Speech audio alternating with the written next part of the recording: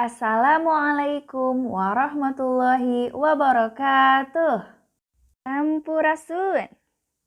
Kumaha damang sadayana?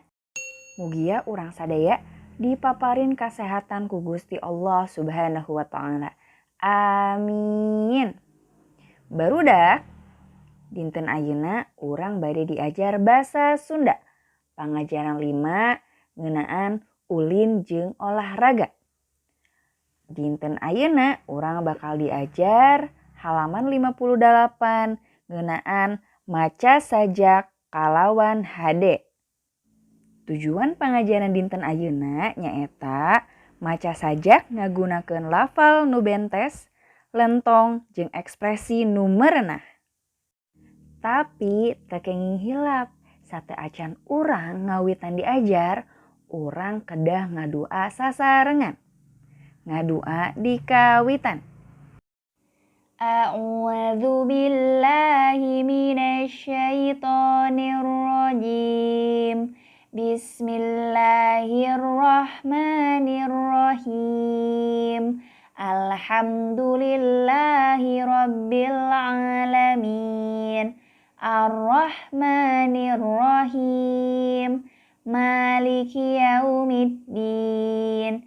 Iyyaka na'budu wa iyyaka nasta'in. Ihdinas siratal mustaqim. Siratal ladzina an'amta 'alaihim ghairil maghdubi 'alaihim waladdallin. Allahumma aftah lana hikmataka wanshur alaina rahmataka min khazaini rahmatika ya arhamar rahimin. Shadaqallahul azim.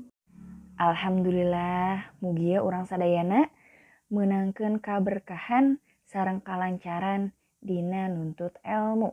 Amin. Sahayeus anu tos siap ngaregepkeun pangajaran dinten ayeuna, absen di kolom komentarnya. Maca sajak kalawan hade. Barudak, dina maca sajak atau bahasa Indonesianya membaca puisi, urang kudu nitenan lafal jeung lentongna. Lian ti eta oge, urang kudu apal heula kana eusi sajakna. Naha eusina teh pika sediheun, mere sumanget, atawa pika gumbiraeun. Lamun sajakna pika sediheun, dina pepeta atanapi mimik wajah jeung cara macana kudu pika sediheun. Kitu deui, lamun eusi sajakna mere sumanget, dina pepeta jeung cara macana kudu mere sumanget. Hayu urang ayeuna sadayana baca kalawan bedas sajak anu judulna Maen Pingpong. Tong poho lafal jeung lentongna kudu hade. Lafal itu berarti keras pelannya suara. Upami lentong teh nyaeta tinggi rendahnya suara. Barudak tangetan geura isi sajakna. Naha ieu eusina teh pika sediheun atawa mere sumanget. Maen pingpong. Tok tak tok tak.